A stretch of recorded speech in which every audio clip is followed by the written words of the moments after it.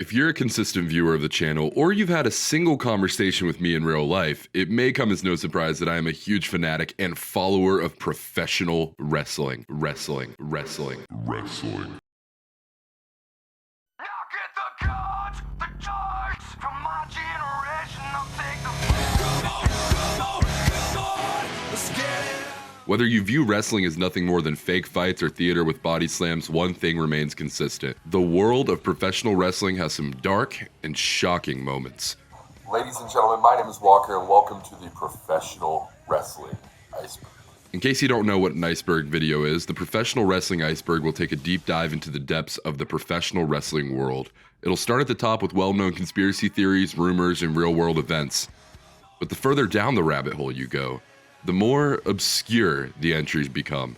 Whether you watch the product today or haven't watched since you were a child, there is still potential for you to find this video enthralling. From the proven cases of the Benoit family murders to allegations of an AEW star purchasing a slave overseas, it is time to dive into Tier 1 of the Professional Wrestling Iceberg. This is a combination of two separate icebergs I found on the subreddit r/iceberg charts, along with some of my own additions. I'd like to personally thank user Jen Maruo and FloridaBoy91 for their help in making this iceberg video. With that out of the way, let's get in to the Professional Wrestling Iceberg.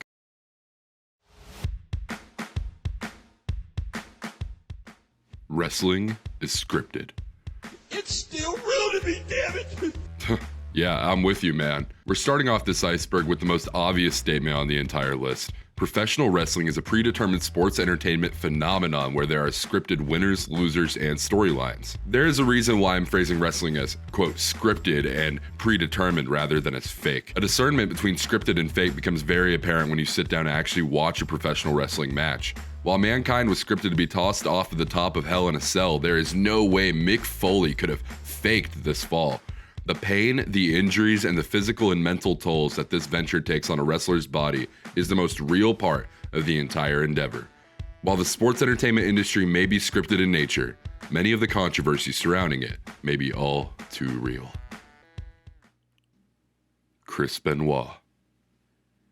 Chris Benoit was a Canadian professional wrestler whose final actions have tainted not only his own legacy, but the legacy of the industry that he aspired to reach the pinnacle of.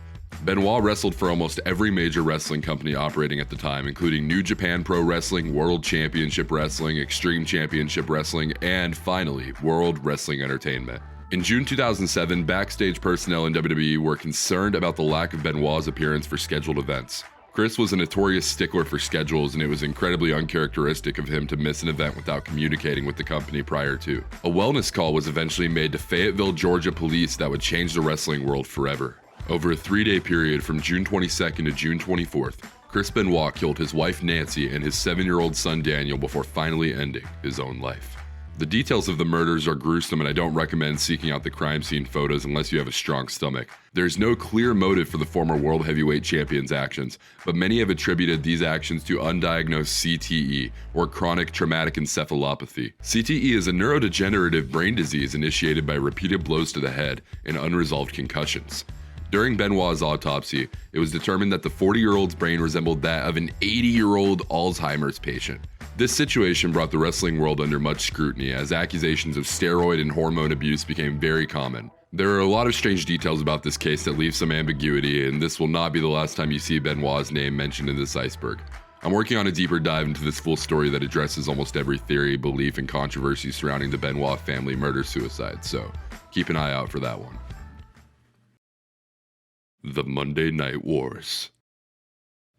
The Monday Night Wars were a battle of television ratings between the two flagship shows of the most prominent 90s to early 2000s wrestling products in the world, the World Wrestling Federation and World Championship Wrestling.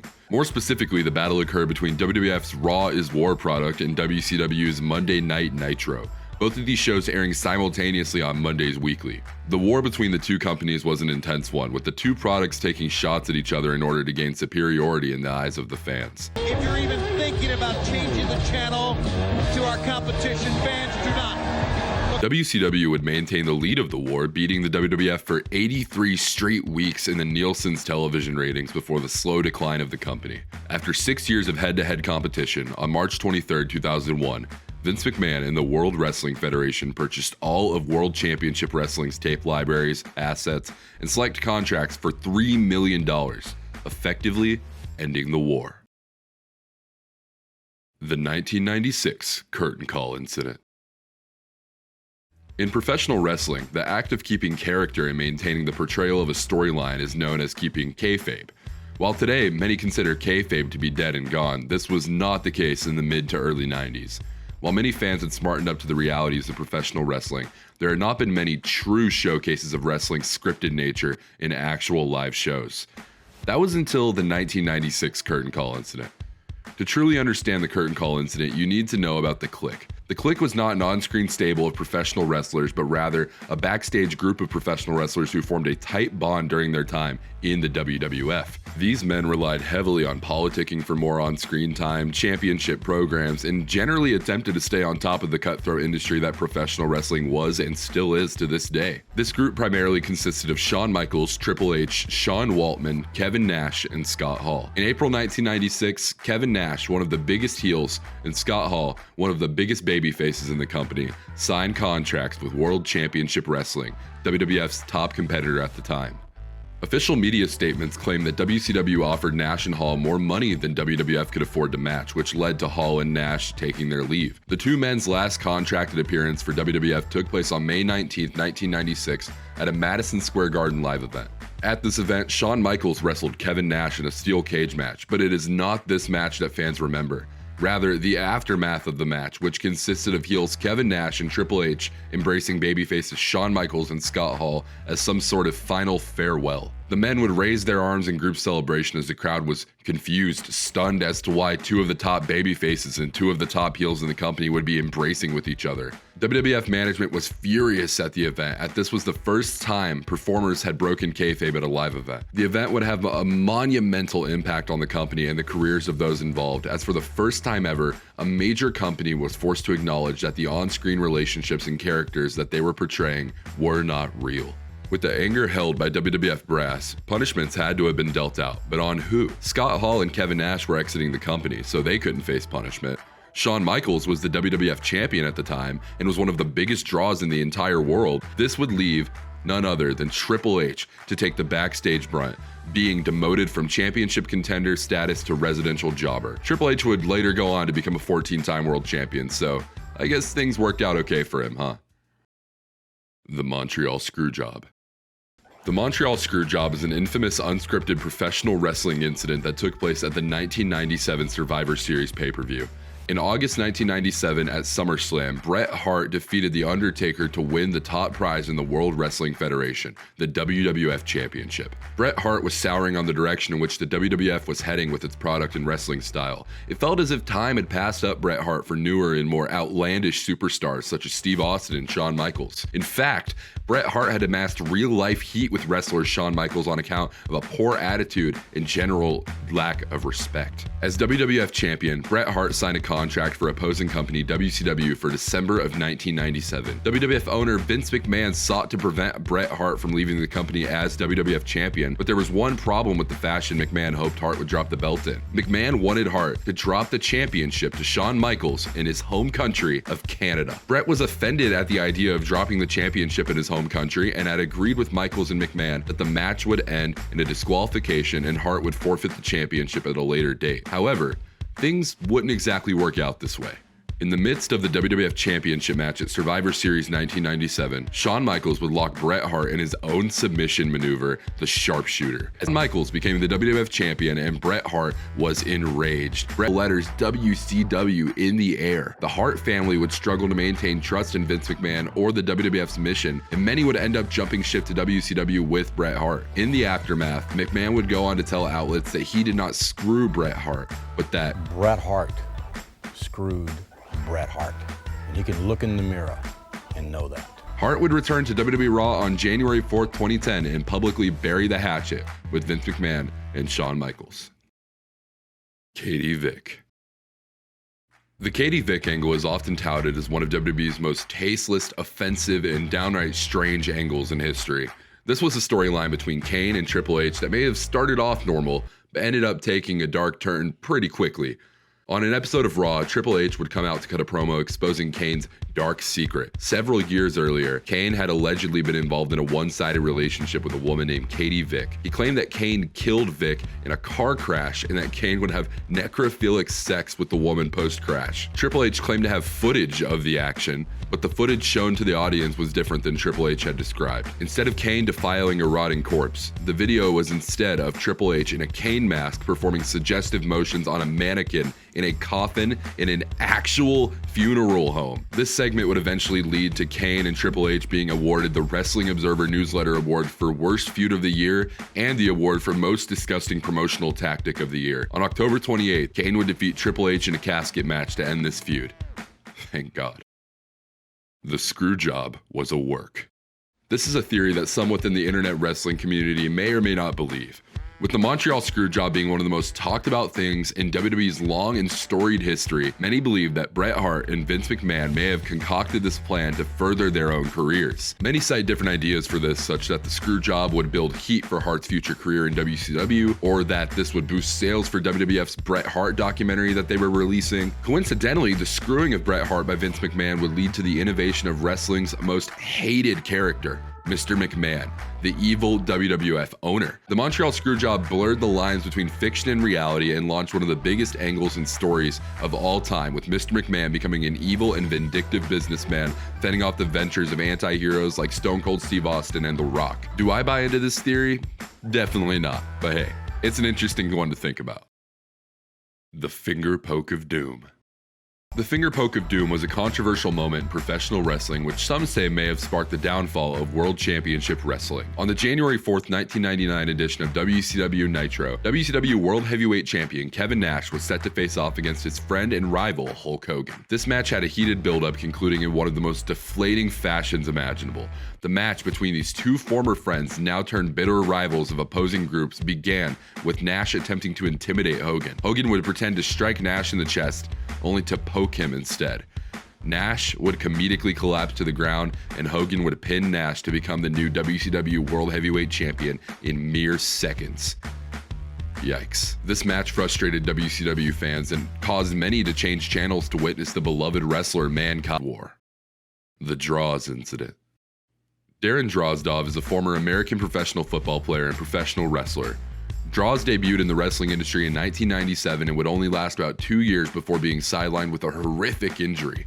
On October 5th, 1999, Droz was set to face off against wrestler D'Lo Brown at a Long Island WWF SmackDown. Droz has gone on record to state that he was wearing a loose shirt during the match, which disallowed Brown from landing his signature powerbomb smoothly. He wasn't able to gain a proper grip on Droz, and Droz was unable to execute a proper jump for the maneuver. D'Lo Brown dropped Drozdov on his head, and Droz fractured 2 vertebrae in his neck. After the match, Droz was rushed to Nassau County Medical Center, where he underwent surgery to reduce and stabilize the pressure on his injured neck. Due to this being a pre-taped show, this match was never aired. The only footage to make air comes from WWE's Don't Try This at Home public service announcements, where you can see Droz being lifted out of the arena. As a result of this match, Droz was left a quadriplegic with no movement below his neck. However, he has since regained movement in his upper body and arms. Droz has gone on record to state that there is no animosity between himself and D'Lo Brown, and the two remain very good friends to this day.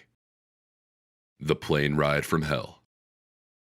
The Plane Ride from Hell was a 7-hour plane trip involving copious amounts of alcohol, absurd bravado, and a multitude of professional wrestling stars who couldn't handle that combination. Taking place on May 5th, 2002, there are a litany of stories that have come out of this plane ride. Some, for example, include Kurt Hennig wrestling Brock Lesnar mid-flight, almost knocking the cabin door open on multiple occasions, Dustin Rhodes, better known as Goldust, annoying the entire flight by drunkenly serenading his ex-wife Terry until being shut down by WWE commentator Jim Ross. Michael Hayes was involved in a physical incident with John Bradshaw Layfield, which eventually led to Bradshaw cutting off Hayes' mullet. Most infamously, Ric Flair spent hours exposing himself to 2 flight stewardesses in a drunken stupor. The Plane Ride from Hell was a PR nightmare for WWE. Jim Ross, who also served as WWE Vice President of Talent Relations, made a statement on WWE.com following the event, which stated, "The conduct of this inebriated minority was unacceptable and will not be tolerated.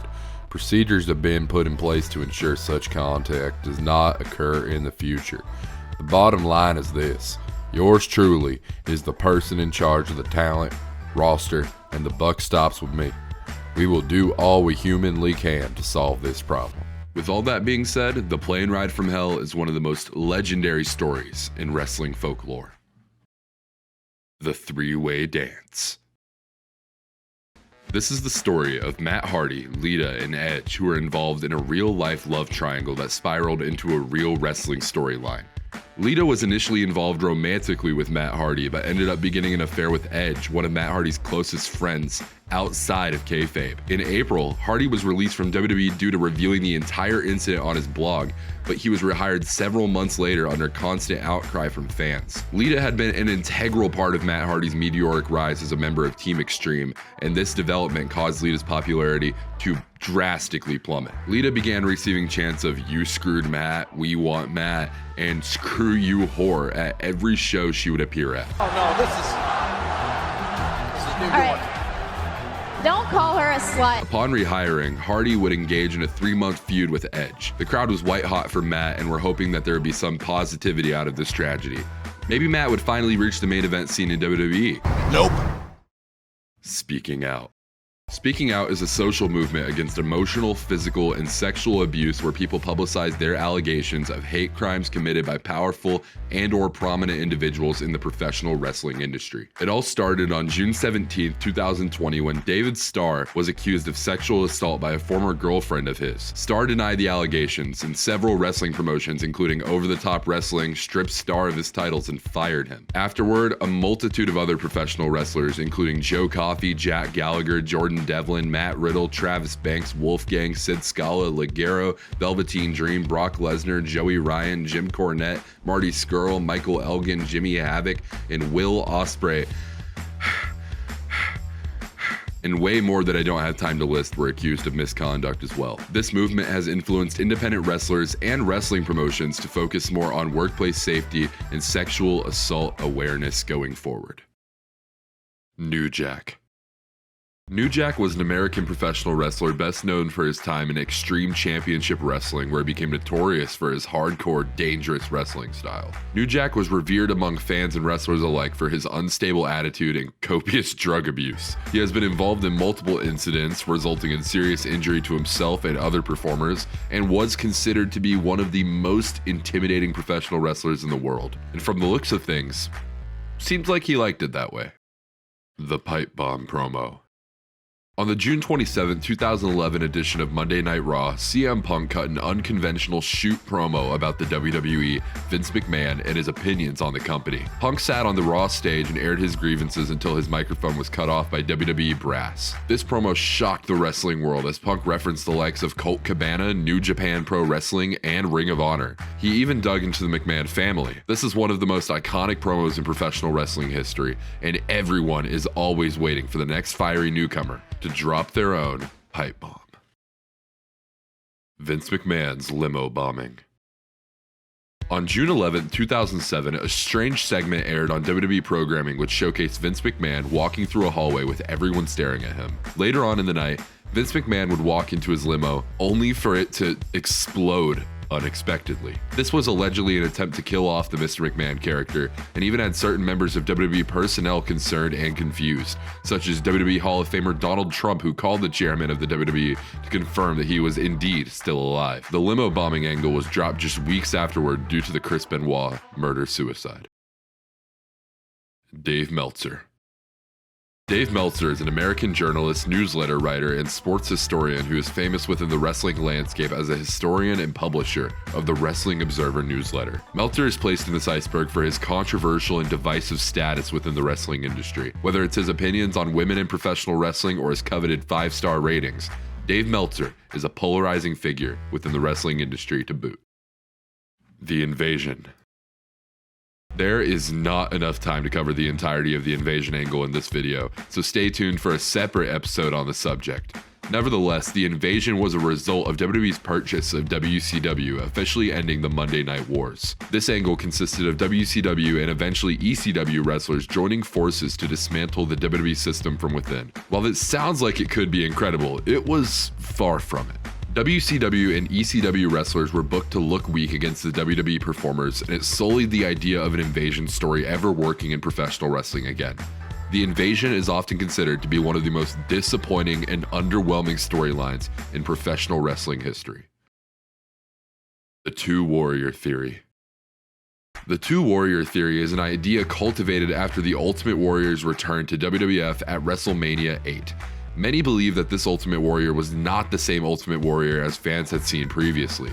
There are different reasons for this theory's proposition, many of which relying on the different physical attributes between this Ultimate Warrior and the Warrior fans were used to seeing. Upon his return, the Ultimate Warrior sported a more defined physique, new ring gear, and even different colored hair. As WWE Hall of Fame announcer Howard Finkel once said, "Often imitated, often duplicated, but there was only one Ultimate Warrior."